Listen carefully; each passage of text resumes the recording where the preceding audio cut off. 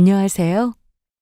저는 얼마 전 남편과의 결혼 생활을 끝내고 혼자가 된 30대 후반의 여성입니다.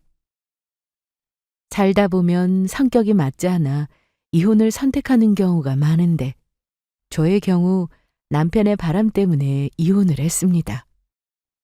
더 정확히 말하자면 바람을 피우고 있던 남편이 큰 욕심을 부리게 되면서 손에 쥐고 있다고 생각했던 것들을 다 잃게 만들었습니다.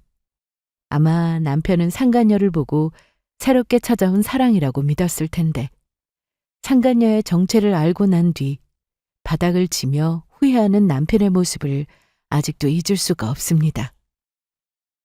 겸손하지 못했던 남편은 그동안 이룬 것들을 한순간에 다 잃고 저에게 뒤늦게 잘못했다며 기회를 달라고 했으나 분에 넘치는 기회를 날린 건 너 자신이라고 똑똑히 알려주었습니다.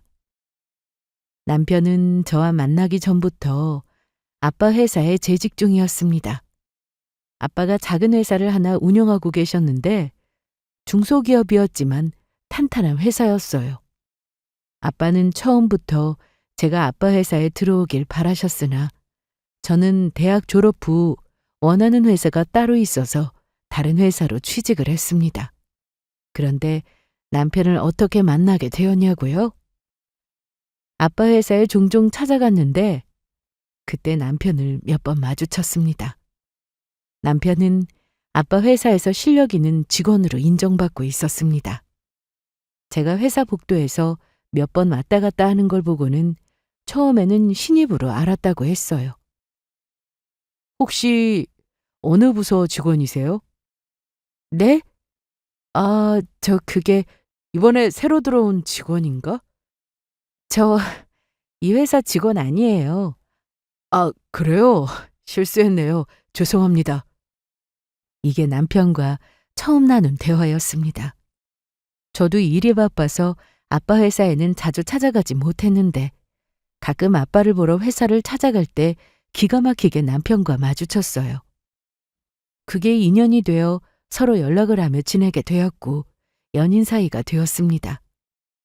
한두 번 보고 서로 반해서 사귄 건 아니고 오며 가며 얼굴 보고 인사도 하고 대화도 나누면서 처음에는 그냥 연락만 하다가 본격적으로 사귀게 된 건 알고 지낸 지 6개월 정도 지나서였습니다. 친정에 이 사실을 말씀드렸는데 아빠도 좋아하셨습니다. 남편이 그만큼 회사에서 능력이 좋았으니까요. 열심히 일하는 직원이다 보니 아빠도 그 성실함을 인정해 주셨어요.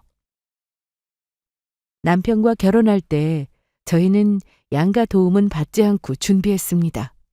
둘 다 직장도 있고 모은 돈도 있어서 남들처럼 평범하게 식을 올렸어요.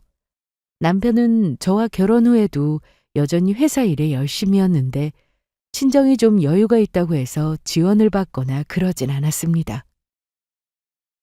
저는 회사에서 출장이 좀 잦은 편이었는데 해외로 출장을 가게 되면 길면 일주일이 넘기 때문에 남편은 혼자서 친정 부모님을 찾아뵙고 함께 식사를 하거나 자주 안부 전화도 드렸습니다. 제가 출장 중 남편이 영상통화를 걸어왔는데 화면에 친정 부모님이 보여서 깜짝 놀란 적이 있었어요. 자기야, 지금 어디야? 나 지금 장모님하고 장인어른 모시고 밥 먹으러 왔어. 화면 보여? 엄마. 지은아, 밥은 먹었어? 그럼요. 그런데 뭐 드시고 계셨어요? 지금 한우 먹으러 왔어. 여기 너무 맛있다. 너 출장 갔다 오면은 우리 다 같이 또 오자. 네. 지은아, 끊어야겠다. 나 고기 고요하니까. 이따 저녁 때 또 통화하자. 고마워. 저 말고 언니가 둘이나 있었지만 제가 먼저 결혼을 했기 때문에 친정에서는 하나뿐인 사이가 살갑게 잘한다며 좋아하셨습니다. 아빠 회사에 다니고 있으면서 그 어떤 요행도 바라지 않았던 남편이었기에 친정 부모님은 남편을 많이 아껴주셨습니다. 남편은 이미 일 잘하는 직원이었으나 저와 결혼하고 나서 승진이 좀 빨랐습니다. 제가 남편을 만났을 때 그 당시 남편의 직급은 대리였는데 결혼 후 과장으로 승진을 했고 근무 평가가 우수해서 차장까지 승진을 했습니다. 말 그대로 초고속 승진이라 너무 빠른 게 아닌가 싶었지만 다른 직원들도 크게 불만은 없다고 들었습니다. 그만큼 남편이 일을 잘했으니까요. 저와 결혼 후 남편의 가정적인 모습은 계속 이어졌는데 퇴근하면 다른 약속을 잡는 일은 거의 없었고 곧장 집으로 왔습니다. 주말에는 꼭 저와 시간을 보냈고요. 쉬는 날은 청소를 하거나 저한테 요리를 해주는 게 취미일 정도로 음식을 하는 것도 좋아했습니다. 오늘은 내가 할게. 가서 좀 쉬어. 어제 늦게 들어왔잖아. 괜찮아. 내가 오늘은 오징어 볶음 해줄게. 어제 레시피도 다 봤어. 그럼 내가 옆에서 오징어 손질이라도 할게. 나가 있으라니까. 좀 더 자든가. 당신 지난주에 출장 다녀와서 제대로 쉬지도 못했잖아. 남편은 거의 이런 식이었습니다. 집에 청소를 하면서도 잔소리 한 번 하지 않았죠. 사실 저도 일을 하다 보니 집 청소에 신경을 쓰지 못할 때가 많은데 남편이 집안 구석구석 정리도 하고 청소하는 모습에 제가 오히려 더 부지런해지더라고요. 그래서 저희 집은 항상 깨끗하고 흐트러질 때가 없었습니다. 가끔 친정 부모님이 집으로 오시면 어쩜 집이 이렇게 깨끗하냐고 감탄하고 가시곤 했습니다. 남편은 집안일은 여자가 해야 하고 바깥일은 남자가 해야 한다는 이 말을 제일 싫어한다고 했습니다. 누구든 할 수 있는 사람이 하면 된다고 했어요. 살림도 적성에 안 맞으면 못하는 거라면서 남편은 오히려 재미있다며 집 꾸미는 것도 아주 좋아했습니다. 하지만 이걸 별로 좋아하지 않는 분이 계셨으니 바로 시어머니였습니다. 아무래도 본인 아들이 밖에서 돈을 벌어오는데 집에서 집안일까지 하는 걸 좋아하실 리 없었습니다. 그래서 남편이 잘하는 만큼 저도 시댁에 자주 연락드리고 어머님과 시간을 보낼 때도 많았어요. 그런데 어머님은 남자가 회사에서 일을 잘하려면 집에서 여자가 내조를 잘해야 한다고 생각하시는 분이셨습니다. 지은이 넌 언제까지 회사 다닐 생각이야? 전 오래 다니고 싶어요.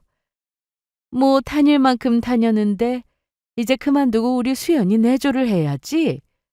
어머님, 수연 씨는 제가 내조하지 않아도 회사 일 잘하고 있어요. 걱정 마세요.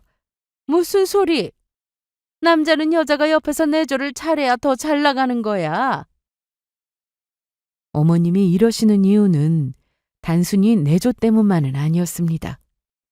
시댁은 제사가 좀 많았는데 제가 매번 참석하기는 어려워서 몇 번 빠졌더니 그것도 불만이라고 하셨습니다. 뭐 그렇게 잘났냐고 자기 아들이 돈도 잘 벌어올 텐데 왜 그렇게 회사에 집착하냐는 말씀도 하셨습니다. 어머님, 전 돈 버는 것도 좋지만 제가 일할 수 있을 때 사회생활 오래 하고 싶어요. 더 나이 들면 일하고 싶어도 그땐 일 못하는 시기가 분명 올 텐데. 시끄러워! 난 분명 말했다. 앞으로 회사 어떻게 할 건지 잘 결정하고 다음 달에 있는 제사는 절대 빠지지 마. 어떤 며느리가 시댁 제사에 빠지냐? 한 번이 두 번 되고 두 번이 세 번 되는 거야. 빠지는 것도 습관이라고. 남편도 어머님의 이런 모습을 잘 알고 있었는데 그래서 결혼 초에는 남편이 나서서 중간 역할도 아주 잘해줬습니다. 어머님 성격이 좀 괄괄하신 분이고 여태 이렇게 살아오셨기 때문에 누가 옆에서 그러지 말라고 말해줘도 잘 모르십니다. 어머님은 자기 아들이 사돈 회사에 다니고 있으니 언행이 조심스러운 게 눈에 보였는데 성격은 티가 나기 마련이더라고요. 승진도 하고 버는 돈도 많아지니 어머님은 저한테 내조 얘기를 많이 하셨는데 제가 끝까지 사회생활을 더 하고 싶다고 말씀드렸더니 화는 내셨지만 결국 더는 어쩌지 못하시더라고요. 그래도 남편이 저에게 정말 잘하니까 시어머님의 저런 성격은 크게 문제가 되지 않았습니다. 어차피 함께 나이 들고 평생을 같이 살 사람은 남편이었으니까요. 그런데 이렇게 믿었던 남편에게 여자가 생겼다는 사실을 알게 되었습니다. 여자의 촉은 정말 무섭더라고요. 남편이 부사장으로 승진을 하고 얼마 되지 않아서 쎄한 느낌이 들기 시작했습니다. 집에 오면 그렇게 집안일에 관심을 갖고 저에게 잘해주던 남편이었는데 점점 소홀해졌습니다.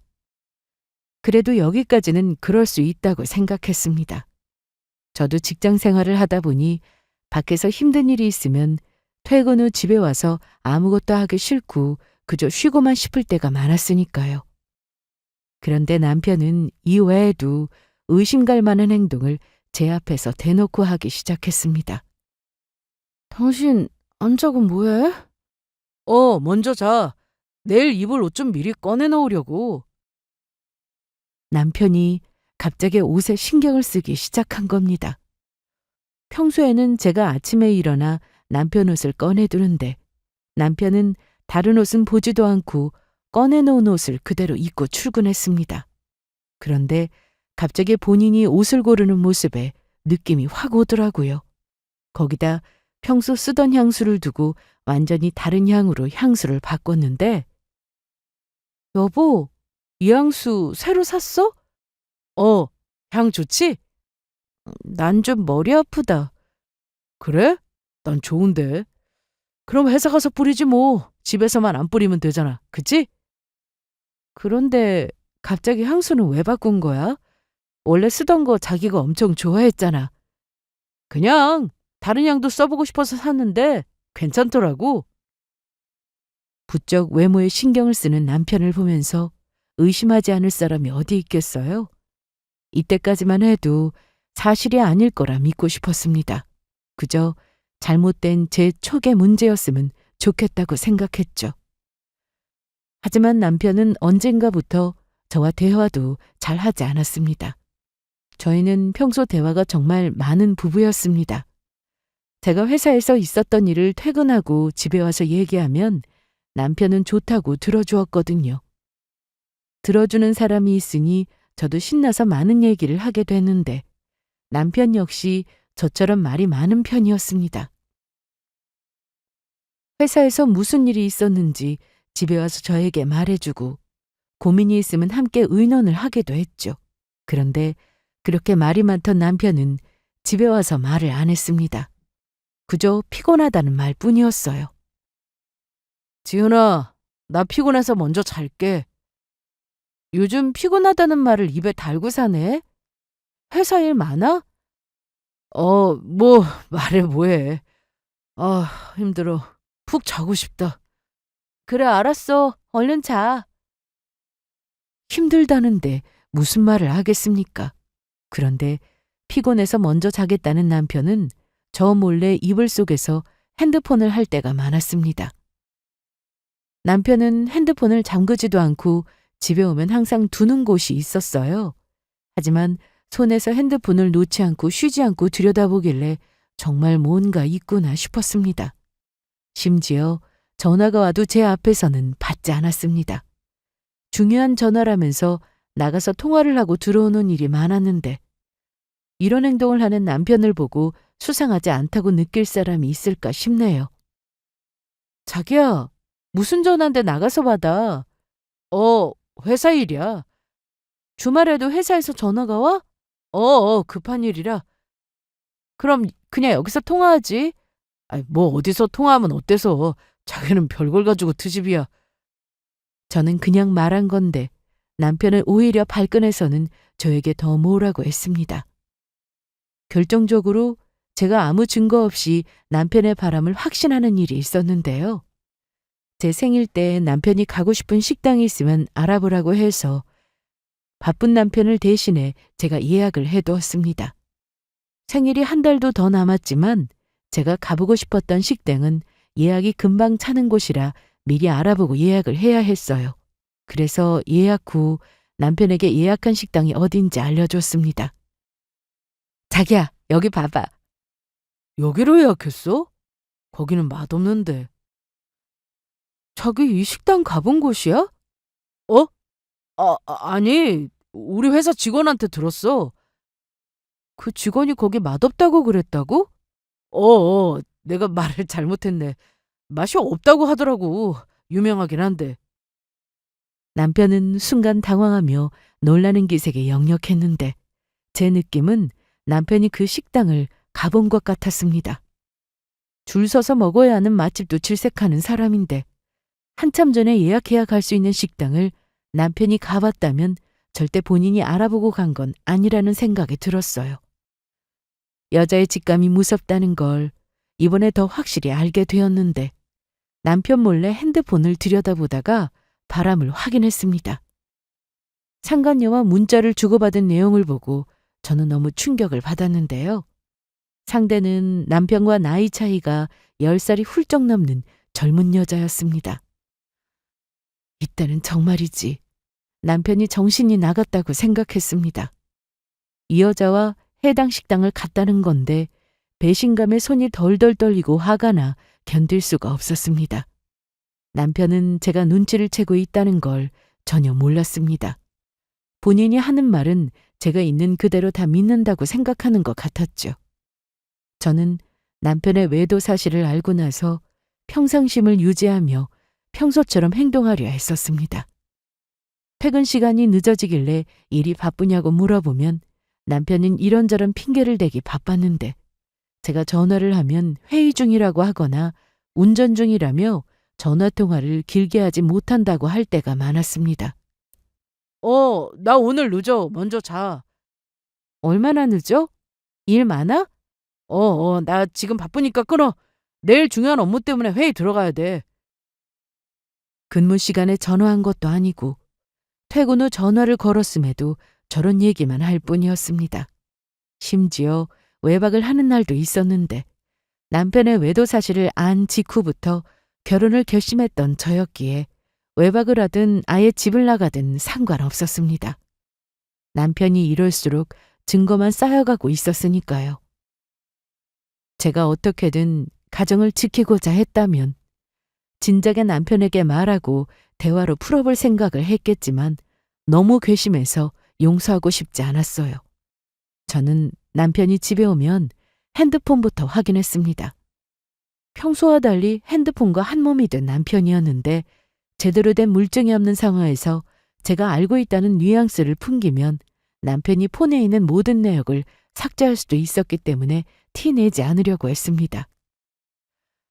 솔직히 이런 상황이 좀 짜증났습니다. 제가 핸드폰을 보기 위해서는 남편이 잘 때까지 기다려야 했는데 내가 왜 이렇게까지 해야 하나 싶은 생각에 괴로웠거든요. 당신 안 자? 매일 피곤하다면서 오늘은 안 피곤해? 오늘은 뭐 볼 게 있어서 좀 늦게 잘 거야. 왜? 아니, 그냥. 그럼 나 먼저 잔다? 그래. 일이 있다고 했던 남편은 잠들기 전까지 누군가와 계속 메시지를 주고받는 것처럼 보였는데요. 상대는 한 사람이었습니다. 상간녀였죠. 무슨 로미오와 줄리엣도 아니고 서로 보고 싶다고 난리더군요. 그리고 도대체 어디서 만난 여자인지가 매우 궁금했어요. 그런데 남편 핸드폰에서 쉽게 알 수 있었습니다. 주고받은 문자 내용을 보니 만남의 장소는 골프장이었어요. 스크린 골프장에서 둘이 처음 만났더라고요. 원래 저와 같이 골프를 시작했는데 시간이 날 때면 스크린 골프장을 찾아 함께 연습을 하곤 했습니다. 재미있을 것 같아서 남편을 따라갔는데 해보니 저보다 남편이 금방 배웠고 실력도 빨리 늘었죠. 저는 회사 일도 바쁘고 골프에 영 소질도 없고 해서 남편만 쭉 다니게 되었는데요. 여기서 다른 여자를 만나 바람을 피울 줄은 전혀 몰랐습니다. 워낙에 가정적이던 남편이라 제가 느낀 충격은 생각보다 훨씬 컸습니다. 남편이 필드에 나간다고 하면 멤버는 정해져 있었기 때문에 별다른 의심도 하지 않았습니다. 남편 친구들을 제가 다 알고 있었거든요. 저를 포함해 남편 친구들과 함께 골프를 치러 나간 적도 몇 번 있었고요.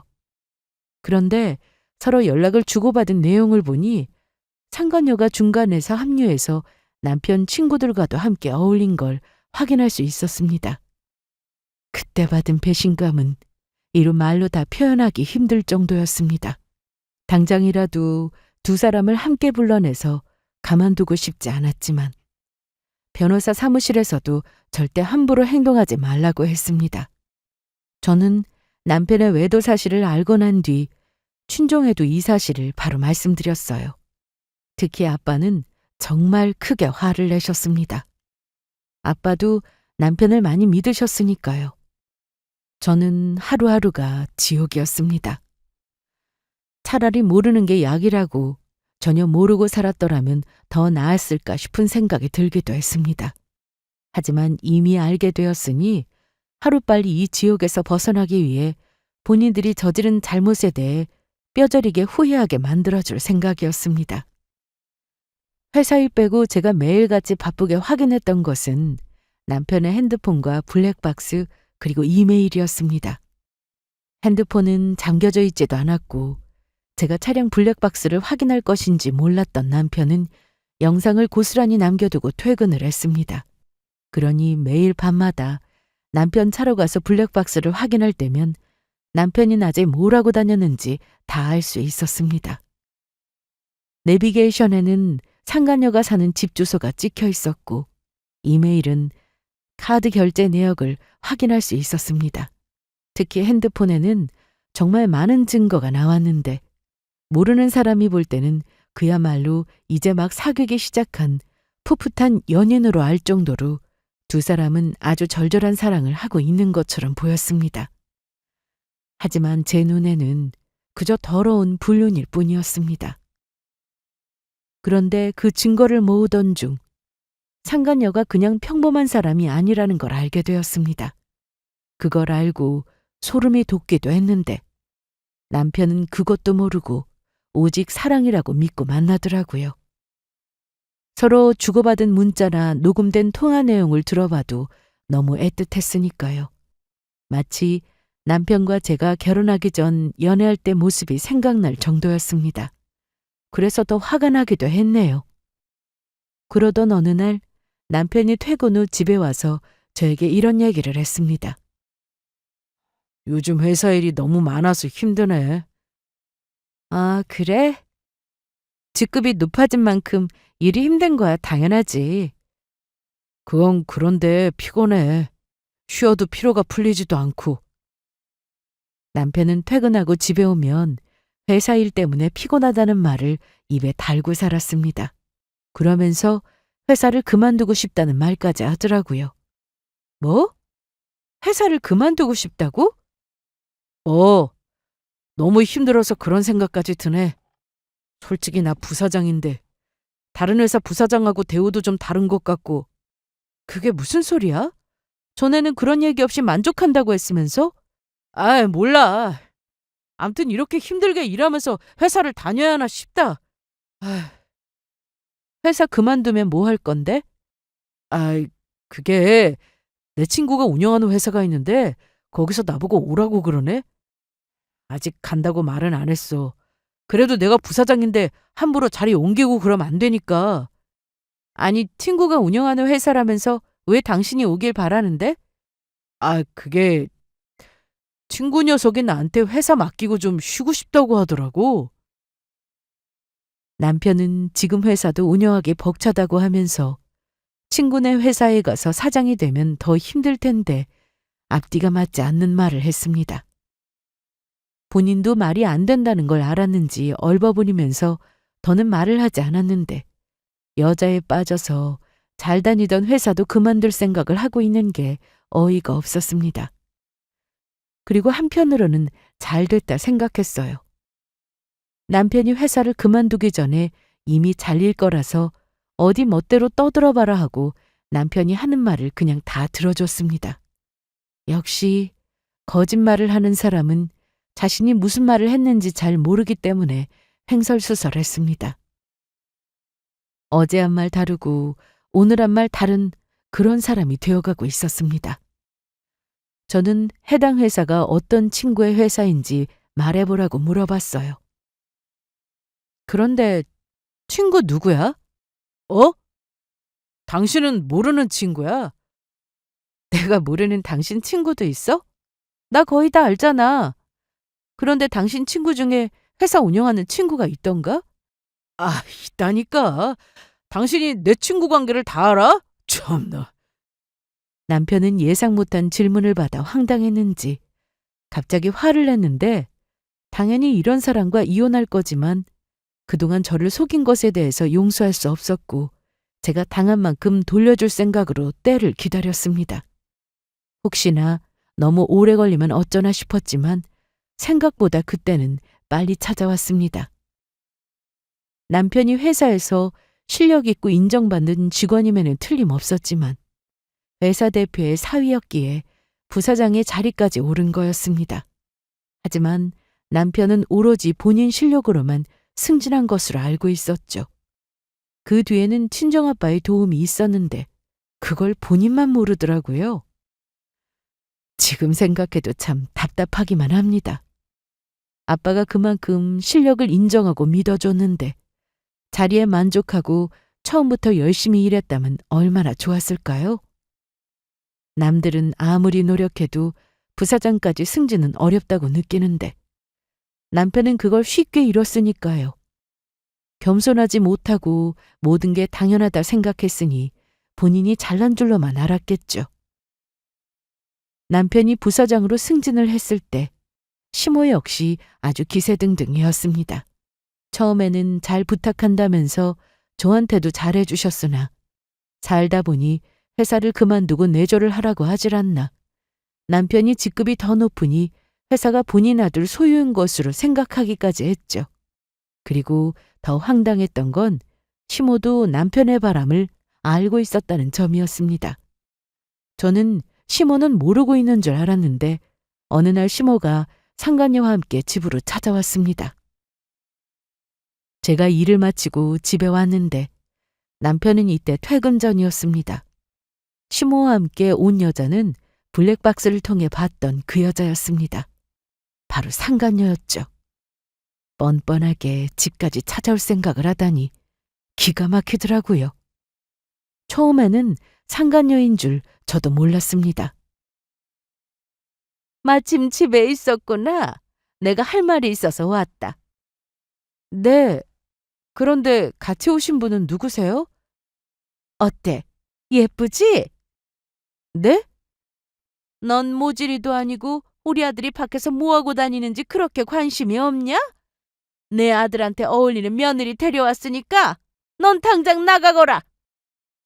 어머님은 갑자기 찾아와서는 대뜸 저보고 남편과 이혼하고 집에서 나가라고 했습니다. 같이 온 여자가 새로운 며느리라고 하면서 말이죠. 여기 우리 새며느리 될 아이다. 우리 아들이 재혼하면 너도 알게 될 테니까 굳이 숨길 이유도 없고 같이 왔다. 너보다 훨씬 젊어서 아기도 금방 가질 거고 우리 아들하고 살면서 열심히 내조한다고 하더라. 그런데 자세히 보니 낯이 익더라고요. 그리고 그 순간 블랙박스 속 그 여자구나 싶었습니다.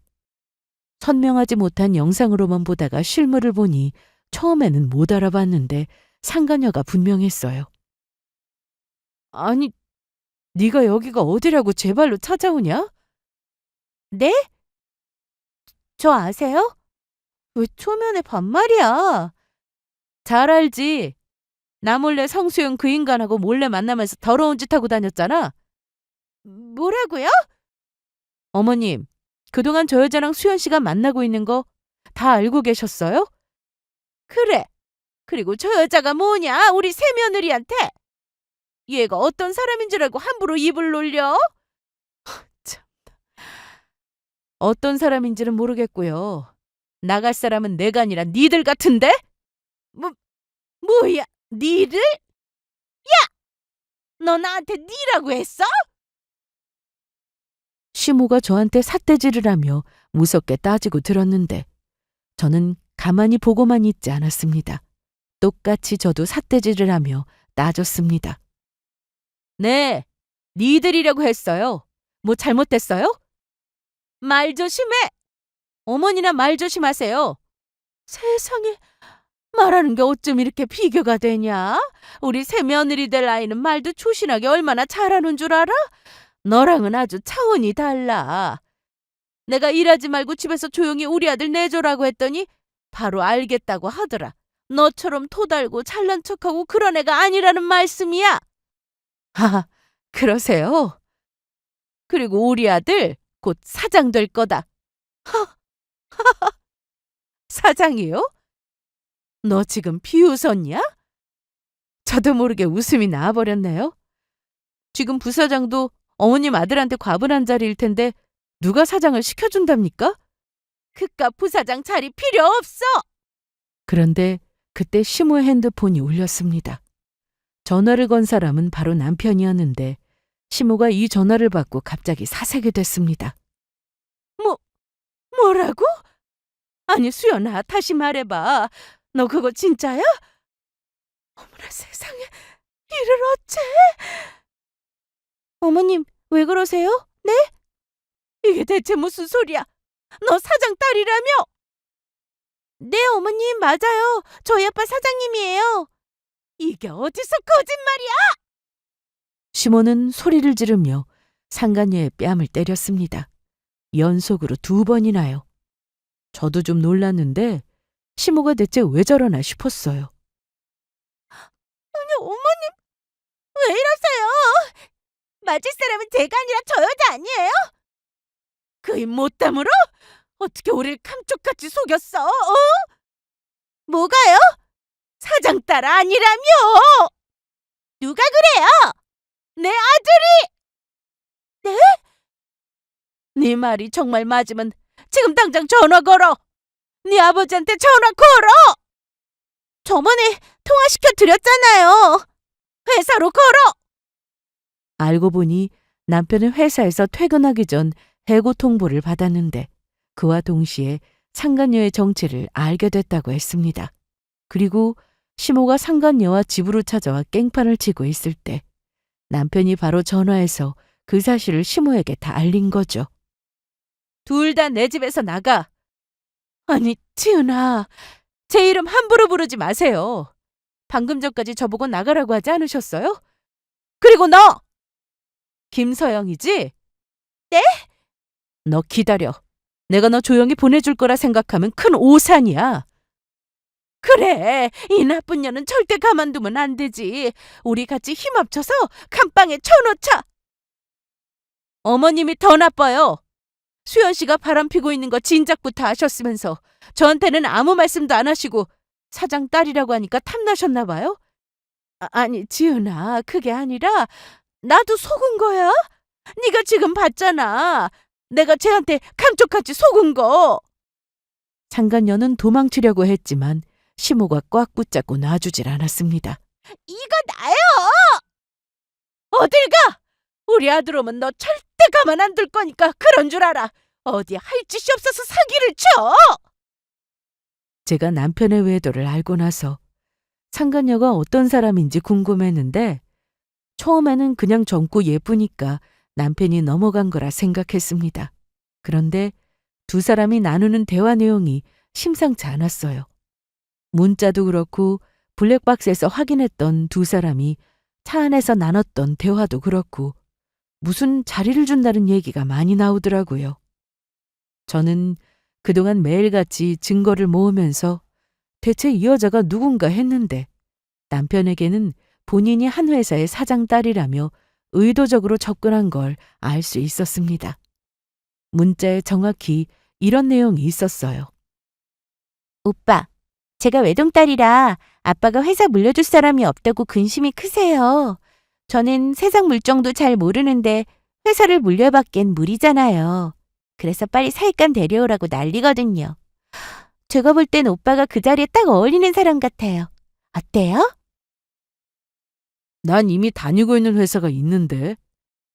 오빠 그 회사에서 사장도 아니고 부사장이라면서요?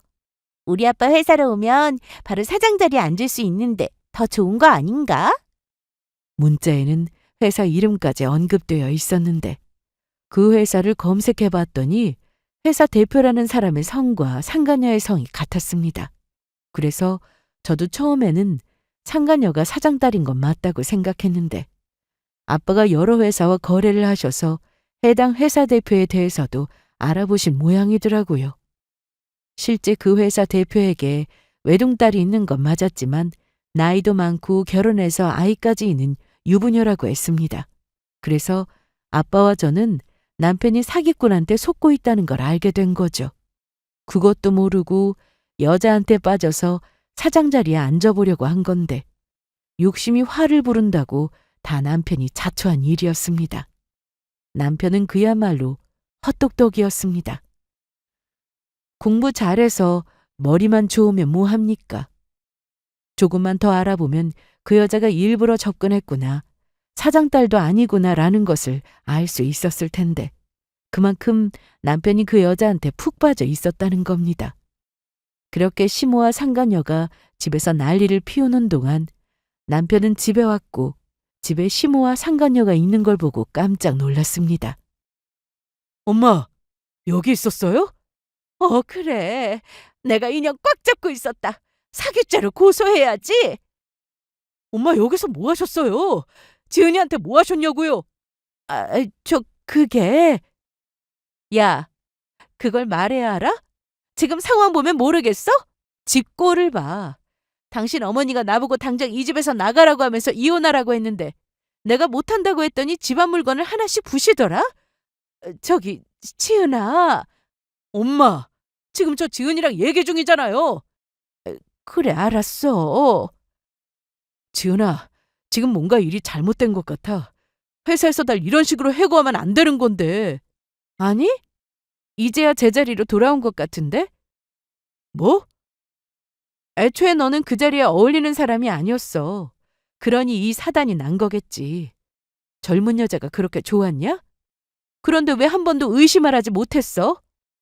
자기 아빠가 회사를 운영하는 대표인데 뭐가 아쉬워서 너처럼 늙은 아저씨한테 만나자고 했겠니? 안 그래? 네가 아직도 20대 청춘이라 생각한 거야? 저기, 지은아, 내가 일단 설명을 할게. 나도 피해자잖아. 쟤한테 감쪽같이 속은 건데 나한테 너무하는 거 아니야? 작정하고 속이는데 내가 무슨 수로 아냐고. 헛소리 하지 마. 네가 정신이 똑바로 박힌 사람이었다면 여자가 먼저 말 걸고 수작 부려도 단번에 거절했었어야지. 좋다고 받아준 건 너잖아? 회사는 어떻게 된 거야? 나 사표 쓴 적도 없는데 내가 왜 나가야 돼? 잘 된 거 아니야? 너 나한테 회사 그만두고 싶다고 노래 불렀잖아. 회사에서 알아서 나가라고 하니까 더 잘 됐지. 남편은 이날 모든 사실을 알고 제 앞에서 바로 무릎을 꿇었습니다. 애초에 상간녀 아빠의 회사라는 건 존재하지 않았어요. 말 그대로 상간녀는 사기꾼이었는데 그동안 바람 피우면서 남편은 가진 돈 다 퍼주고 명품백 사주고 난리도 아니었습니다. 남편 카드 내역서를 보면 몇백짜리 명품백을 많이도 샀더라고요. 어디 그뿐인가요? 회사 법인카드를 가지고 개인적으로 사용한 것도 걸려서 남편은 회사에서 잘리면서 그동안 사용한 카드 내역에 대해 배상까지 해줘야 하는 상황이었습니다. 상간녀는 남편을 속이고 빼먹으려고만 하는 그야말로 꽃뱀이었습니다. 나중에 한 사실인데 남자 하나를 꼬셔서 마음을 뺏는 건 물론 재산과 금전 그리고 가정까지 파괴하고 모든 걸 다 뺏고 나면 또 다른 상대를 찾는 사기꾼이었습니다. 어머님은 자기 아들이 사장이 될 거라고 생각하고 제가 남편하고 이혼하길 바라셨는데 원하는 대로 이혼해드린다고 했습니다. 치은아, 그 문제는 다시 생각해보자. 내가 경솔했어. 왜 그러세요? 이혼하라고 그렇게 난리를 쳐놓고? 내가 몰랐잖아. 알았든 몰랐든 사람이 어쩜 그렇게 간사해요? 원하시는 대로 이혼해드릴 테니까 당장 이 집에서 나가세요. 이날 저희 집은 그야말로 난장판이었습니다. 아끼는 도자도 깨고 책도 찢어지고 유리로 된 거실 테이블도 금이 갔습니다. 시모가 얼마나 난동을 부렸는지 짐작이 가시죠? 그 옆에서 상간녀는 입꼬리를 한쪽만 올리고는 저를 보고 비웃고 있었는데 이제부터가 시작이었습니다. 저는 상가녀 머리채라도 잡고 싶었지만 그 여자 몸에 절대 손대지 않았어요. 나중에 문제가 될 수 있다고 하더라고요. 그리고 문제가 없다고 해도 더러워서 손대기 싫었습니다. 시모가 뺨을 때려주긴 했지만 그동안 타들어간 제 속이 그 정도로는 풀리지 않았기에 마음 같아서는 분이 풀릴 때까지 때려주고 싶었으나 꾹 참았습니다. 그래서 소송으로 위자료까지 제대로 받아낼 계획이었습니다. 돈보다는 판결문이 간절했습니다. 남편은 옆에서 계속 사기꾼이니까 상간녀 소송은 말도 안 된다고 했지만 그동안 저 몰래 둘이 만나서 한 짓을 생각하면 상간녀 소송은 꼭 해야 했습니다. 저는 그날로 남편 짐을 대충 챙겨서 시댁으로 보내버렸는데 그래도 남편이 마지막 양심은 남아있는지 재산은 손대지 않겠다고 하더라고요. 그런데 재산이랄 것도 없었습니다. 저희는 양가 도움 없이 결혼을 했고 둘 다 맞벌이를 했기 때문에 생활비를 공동으로 부담하고 나머지는 각자 관리를 하며 살았습니다. 남편은 직급도 높았고 중소기업이긴 하지만 연봉이 높은 편이었습니다. 그런데 모아놓은 재산은 그 사기꾼 상간녀한테 다 털리고 없었죠.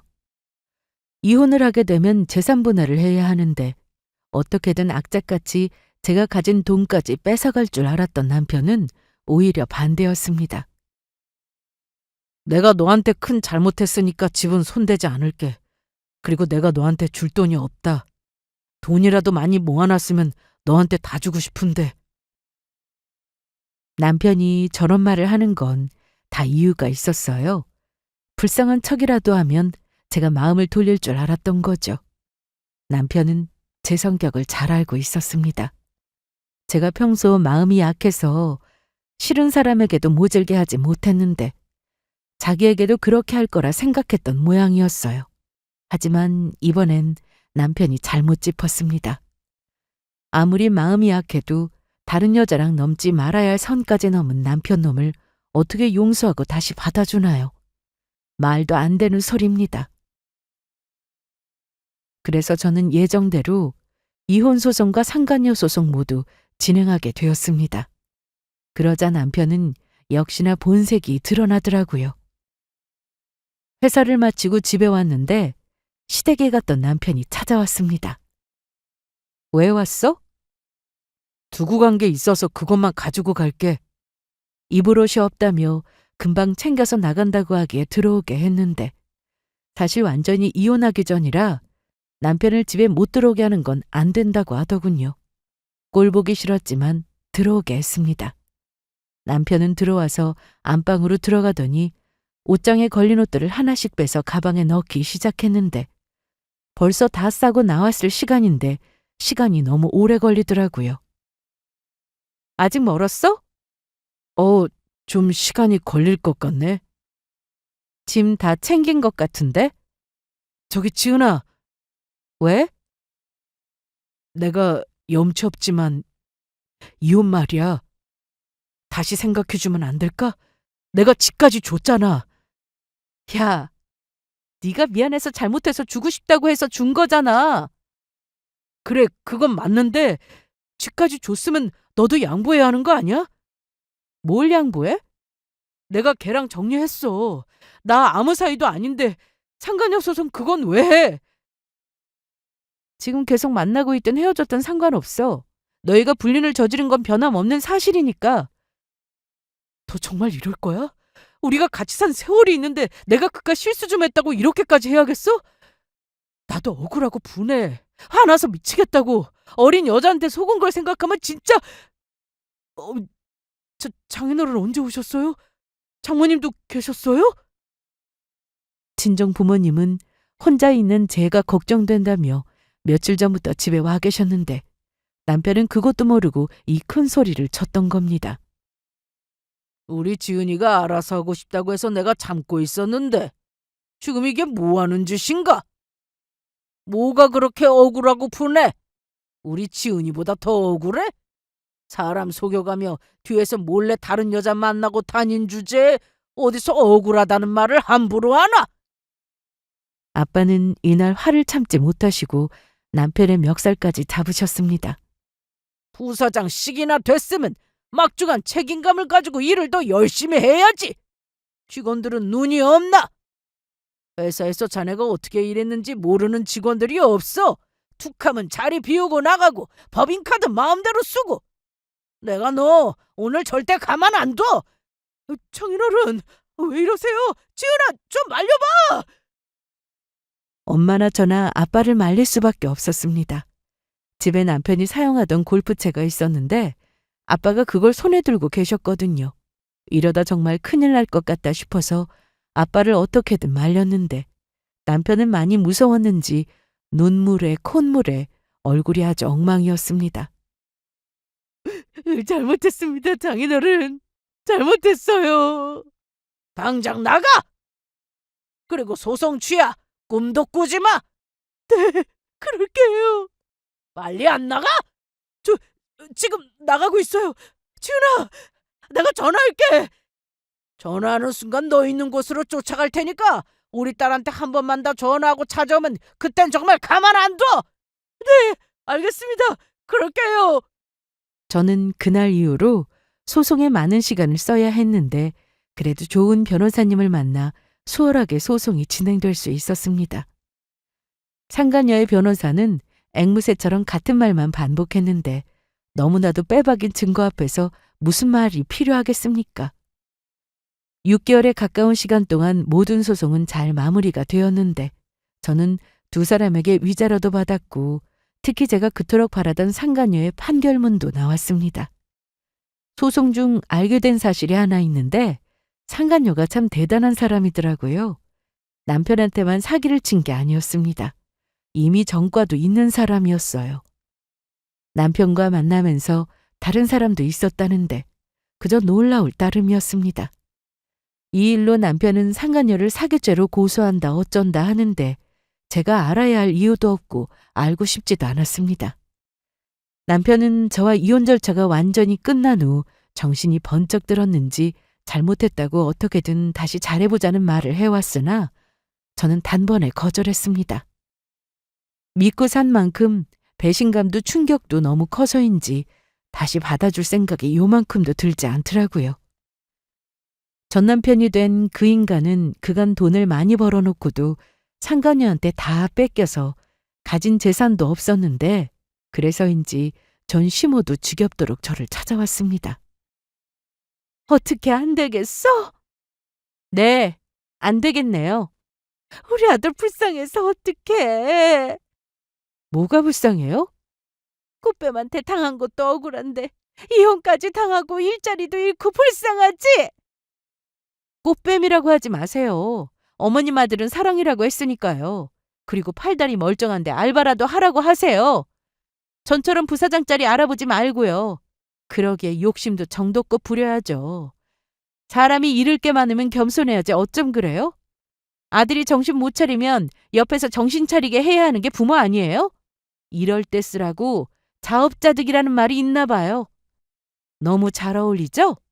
그리고 더는 이런 식으로 회사에 찾아오고 그러지 마세요. 이렇게 제 얼굴 보여드리는 것도 오늘이 마지막입니다. 저는 전 남편과 살던 집을 처분했고 친정으로 들어가게 되었습니다. 그리고 가장 최근에 전 남편에 대한 소식을 들었는데 상간녀를 상대로 고소를 진행 중이라고 했습니다. 그런데 그 상간녀는 전 시모가 자신을 폭행했다며 폭행죄로 고소를 한 해 만에 하고 있다는데 소송 자체가 가능한 건지는 모르겠습니다. 그리고 더는 그 인간들 소식은 알고 싶지도 않아서 어떻게든 들려와도 무시하려고 합니다. 저는 그동안 힘든 시간을 겪어야 했지만 회사에서 근무평가가 좋게 나오면서 얼마 전 승진을 하게 되었습니다. 그리고 아빠의 회사 역시 잠시 동안 내부가 좀 시끄럽긴 했으나 그래도 부사장 자리에 알맞은 분이 오시게 되면서 전보다 더 안정적으로 운영되고 있습니다. 전 남편과의 결혼 생활은 제 인생에서 지우고 싶은 부분이었지만 그래도 살면서 시련 한번 겪어보지 않은 사람이 어디 있겠어요? 그래서 저는 과거는 잊고 앞만 바라보며 다시 제 인생을 잘 살아보려고 합니다. 끝까지 제 사연을 들어주셔서 감사드리고 여기서 이만 마치도록 하겠습니다.